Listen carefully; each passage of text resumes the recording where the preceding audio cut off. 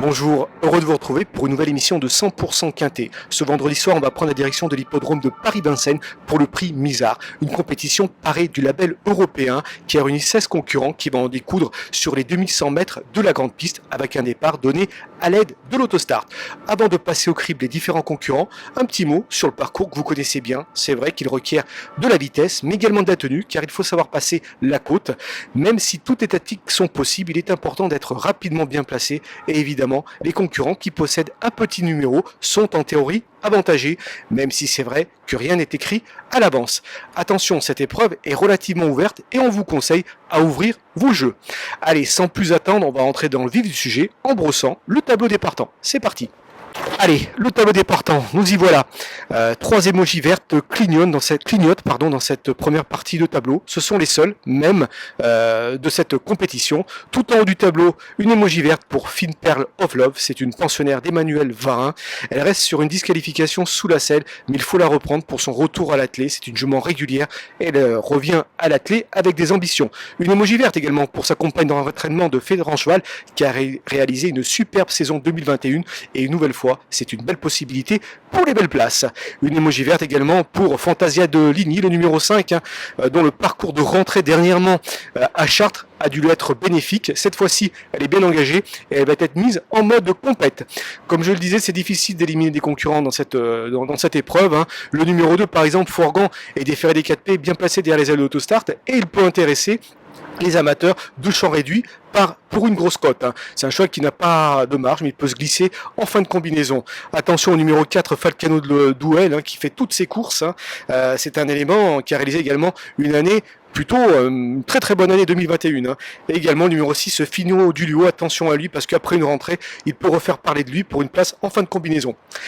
Allez, on s'attaque maintenant à la seconde partie du tableau et comme vous pouvez le voir, les visiteurs sont en force, sont présents en force dans cette seconde partie.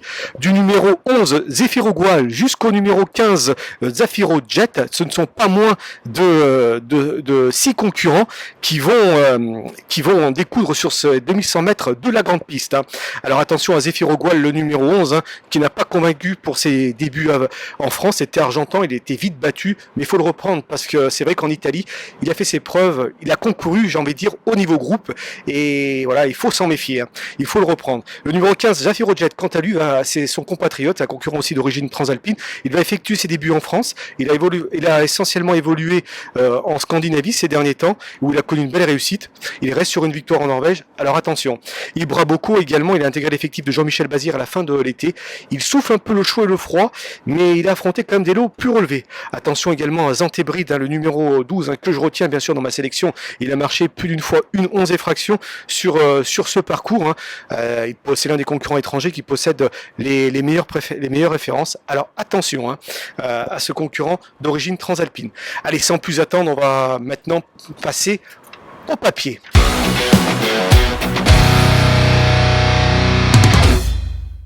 Allez, c'est parti pour le papier. J'ai placé tout en haut de ma sélection le numéro 5, c'est Fantasia de Ligny. Elle possède de sérieux atouts dans son jeu pour jouer les premiers rôles dans ce quintet. Elle s'annonce comme une candidate au succès.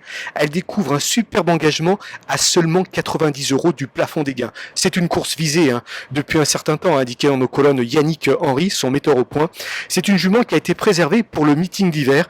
On se souvient que l'hiver dernier, elle a remporté pas moins de 3 courses durant le meeting, notamment sur le parcours où elle s'avait vaincue face aux femelles uniquement, mais entre-temps tout de même une 11-9, ce qui n'est pas rien, le tout, le nez au vent. Elle laissait vraiment une superbe impression visuelle, elle aurait pu même aller un peu plus vite. Elle gagnait facilement, la pression visuelle, comme je le disais, était bonne.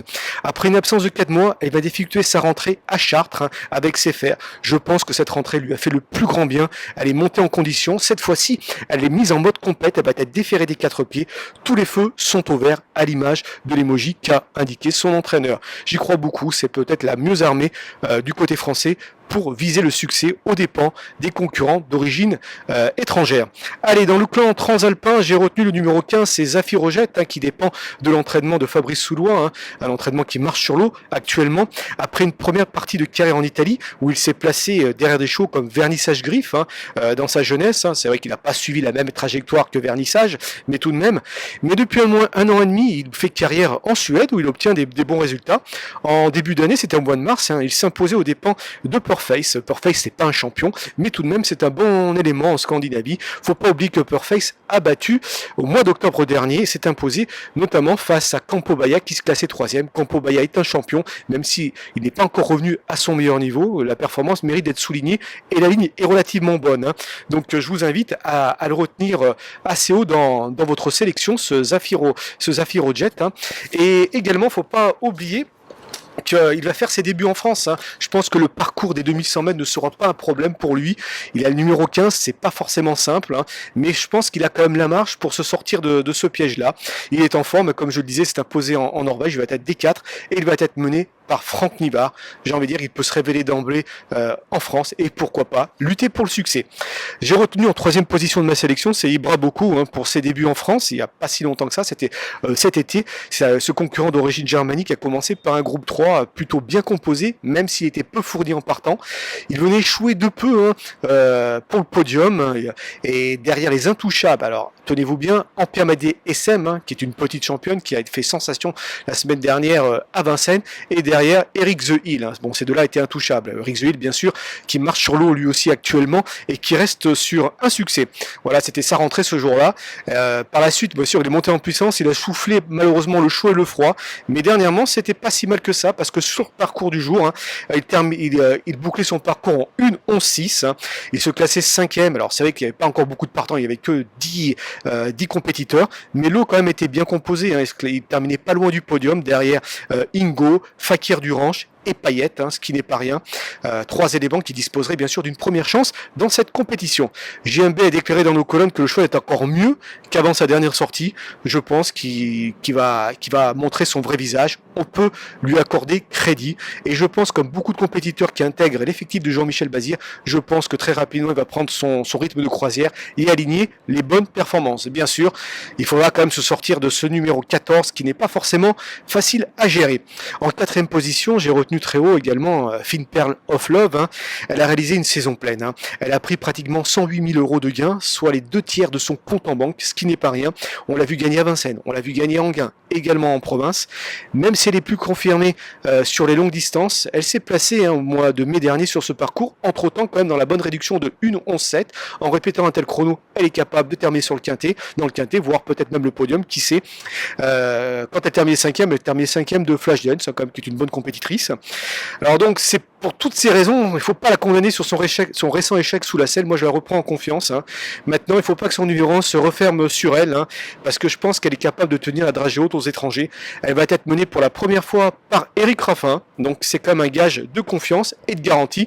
Donc je vous invite à la retenir dans votre sélection, bien évidemment. En 5e position, j'ai retenu assez haut sa compagne d'entraînement, c'est fait de Rancheval. Elle est aussi à réaliser une saison pleine. Elle a pris pratiquement 104 000 euros, ce qui n'est pas rien. Ça correspond à 60% de son compte en banque. Elle est pleine pot. Elle a battu l'été dernier en Gain une jument comme Favorite Darling ou encore Fougue du Dollar. Fougue du Dollar qui a gagné une épreuve européenne par la suite et qui s'y classait 2e notamment il n'y a pas si longtemps que ça, justement de Favorite Darling. La ligne est plutôt intéressante. Sur sa lancée de ses bonnes performances, elle est capable d'obtenir une nouvelle fois un bon classement. Voilà mes 5 préférés. Les autres chances, que je déterminerai de chances régulières, ne sont pas forcément régulières en guillemets, parce que ces candidats-là, ces compétiteurs peuvent également finir dans les 5, bien évidemment, ont leur chance. Il n'y a pas grand-chose entre les chevaux que je viens de vous citer et ceux qui vont suivre. Je pense notamment à Zéphyr Ogoal. C'est vrai qu'il m'a déçu dernièrement pour ses débuts à Argentan. C'est vrai que j'attendais un peu mieux de sa part, mais je lui accorde un nouveau crédit, car on l'a vu régulièrement concourir au niveau groupe en Italie, même s'il n'a jamais fait d'étincelles au plus haut niveau. Il y a un an, il se classait tout de même 3e de Zachary Abbar au niveau groupe 3 en Italie. Zachary Abbar qui est un très très bon compétiteur. Voilà, malheureusement, il est quand même pas forcément confirmé au plus haut niveau en Italie, même s'il a participé au groupe. Mais tout de même, c'est quand même une carte de visite de concourir face au bon. Il va être déféré des 4 pieds. Ça, c'est une information intéressante parce que de mémoire, je crois qu'il n'a pas été déféré depuis 1 an et demi. Donc ça peut avoir son effet positif, bien sûr. Et j'y crois. Je pense qu'il peut remettre les pendules à l'heure. Il est capable de finir dans le quintet, voire mieux. Donc attention à lui. Il il peut se racheter. Hein. J'ai retenu ensuite le numéro 12, c'est Zantébride. Zantébride, contrairement à plusieurs concurrents d'origine étrangère, lui possède de solides références à Vincennes, hein. Notamment face à ses contemporains transalpins. C'est un concurrent d'origine italienne, Zantébride. Sur ses 2100 mètres, et c'est une petite stat qui est relativement intéressante, il compte un succès et 2 premiers accessites en 5 sorties, et il a marché quand même à chaque fois, les 3 fois où il s'est placé, en 1,11 et fraction, hein, c'est quand même pas rien. Et lorsqu'il s'imposait, il trottait 1,11,5, ce qui n'est pas rien du tout, comme je vous le disais. Un chrono, hein, de cette sorte peut lui permettre de renouer avec la victoire. J'y crois. Alors, pour la victoire, c'est vrai que c'est pas forcément simple. Le numéro 12, j'ai envie de dire, c'est pas un cadeau derrière l'autostart. Il faudra quand même bénéficier d'un bon déroulement. Mais si tel est le cas, il est capable de finir vite, et pourquoi pas terminer dans les 3, et pourquoi pas même gagner. Donc voilà, il faut s'en méfier. Moi, c'est un peu mon outsider séduisant. Bon, il sera un petit outsider, bien sûr, mais sa candidature est relativement séduisante. J'ai retenu également le numéro 4, Falcano Duel. Hein. Il se montre régulier. Il a réalisé lui aussi une superbe saison. Il reste sur un succès. Il aborde ce bon engagement en pleine possession de ses moyens. Il est vraiment bien placé, hein, parce que c'est un des plus riches du lot. J'en suis sûr qu'il a assurément une belle carte à jouer. Hein. Il faut le retenir dans votre sélection. Voilà donc ma sélection en 8 chevaux. On va passer maintenant à la rubrique Notre choix pour évoquer mes 5 meilleures chances. Allez, c'est parti pour notre rubrique Notre choix.